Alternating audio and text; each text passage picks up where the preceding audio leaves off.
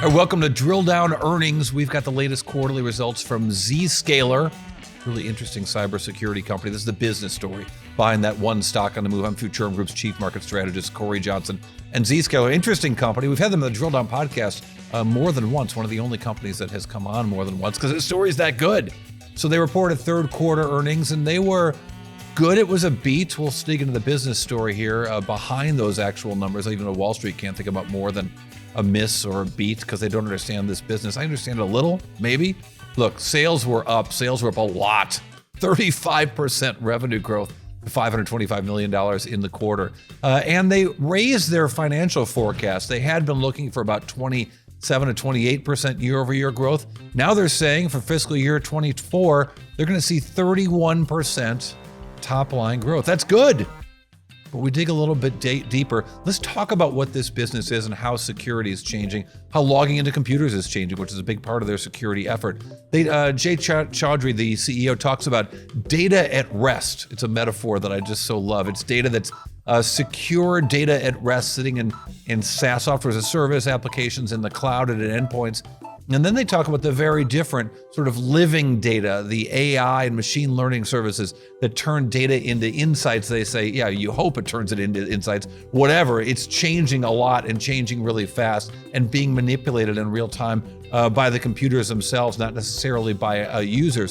And so those two different notions of data, securing the communications across all those layers is what Zscaler is after. But they've been selling so much of this stock, and frankly, the stock has been up so much that when the numbers came out today and they didn't continue to really blow the socks off investors, the stock sold off big time after hours. But again, as I mentioned, it's after a really big run over the last year. One of the interesting things they're talking about, I thought was really timely. It's this workplace utilization insights. So think about all the work from home things. Of course, that raised the difficulty of cybersecurity for corporations because their employees were all over the place, logging into every network they could imagine, using any device they could find.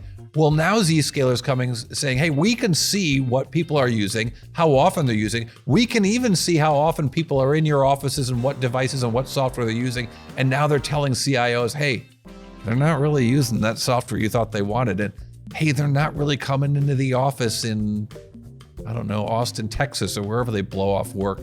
That's not true. They work really hard in Austin, Texas. But there's other places, maybe not so much. Let's say Columbus, Ohio. I'm more of a Michigan guy myself. In any case, this company talking about lots of ways to use the information they're getting to sell more software and security. Here's Jay Chaudhry talking about where we are and how their business is seeing a different result from maybe Palo Alto Networks, which just last week told us they are seeing fatigue from their customers, not so much for Zscaler. We really do not see any cyber spending fatigue among our customers. In fact, many of the CIOs have told me that cyber is a priority for spend, but they do have ELA fatigue because a lot of stuff has been becoming shelfware and it's being scrutinized. Regarding free stuff, many vendors have been trying to give it away for a while. And we have been successfully winning against this strategy for a long time. I mean, look at our retention rate. It used to be in 90s.